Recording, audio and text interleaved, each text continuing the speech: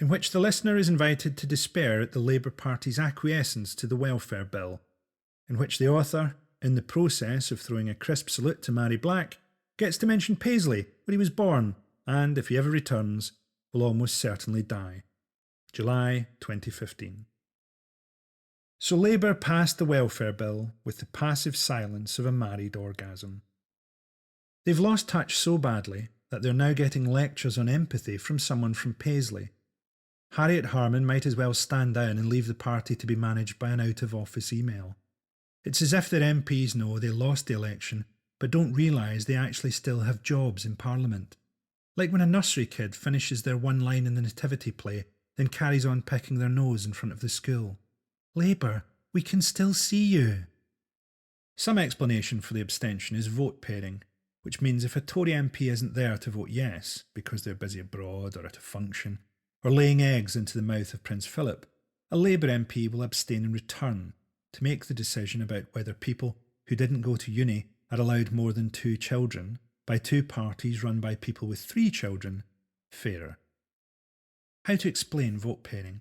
It's like when someone is too ashamed or ill to go to their food bank, but most people living in that area are too self-obsessed to donate anything. It kind of evens out. It is somewhat rich to see Labour being berated for abstention by an electorate who largely didn't vote because Thursday is pizza night. I suppose the Labour Party are like people who'll watch a man beating his wife in the street but don't want to get involved. Really, this is a private matter between the Tory party and the starving, distracted masses who decided to stay with them. I mean, if she really didn't enjoy living in poverty, why didn't she just leave in May? At least we know why Ed Miliband ruled out any deals between Labour and the SNP. He knew that realistically he'd have been doing deals with the Tories. We now have a Labour Party so passive they make Anastasia Steele look like Boadicea. Is there anything they will oppose? The destruction of the BBC, leaving a Murdoch-dominated media landscape with shows where, each week, shrieking irradiated cannibals sing power ballads as they compete for the right to die. An anti-liberal press pushes the idea of one of the leadership candidacy androids being able to court Tory voters, despite seeming completely unable to convince their own, and frets that Corbyn will lead Labour to the left and alienate public opinion. From where they are at the moment, John Major could lead them to the left, and Corbyn's policies are actually fairly popular with the public. It's worth remembering that in the press, public opinion is often used interchangeably with media opinion, as if the public was somehow much the same as a group of radically right-wing billionaire sociopaths. To be fair, much of the negative commentary on Corbyn explicitly focuses on how badly he will play in the media, without asking why that should be when he is the only candidate with any obvious personality or charm. In lieu of any charisma from the preferred candidates, Tony Blair appeared like a prize-winning Iraqi Halloween costume and was cheered for spewing out some meaningless rhetorical algorithm by a political class that somehow still uses the phrase big beast in the middle of a paedophile scandal.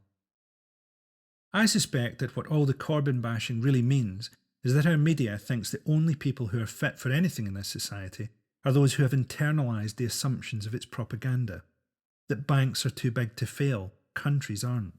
That unbelievable foreign villains have made movies ridiculous, but not history or the news. I honestly don't think Corbyn would make a good leader, but only because he would quickly commit a quite unconvincing suicide on a country walk, an inquiry taking 15 years to report that he had kicked himself to death. The reason for Labour's abstention is that polls indicate a lot of public support for the welfare bill. I guess for anyone who's read Descartes, the logical conclusion of deciding your policy through polls is eventual non-existence. One thing the welfare bill accomplishes is to put people who have failed a fitness to work test onto the same payment as people who have passed it, like some tent revivalist preacher tipping sinners out of wheelchairs and screaming, "Walk!" Who would have thought that electing people who hate the welfare state to run our welfare state could go so badly? In practical terms, this change means people with things like multiple sclerosis and Parkinson's will lose £30 a week. That extra £30 a week was there because sometimes chronically ill people's bodies don't work so well, and they might have to get a bus or a cab or pay the babysitter to stay for an extra hour, so they can get to and from the latest DWP humiliation. If you, as a candidate for a leading political party, can't make your electorate see that is wrong, or worse, won't try, then you have stated that you don't want to fight injustice, but are simply looking for your own role in serving it.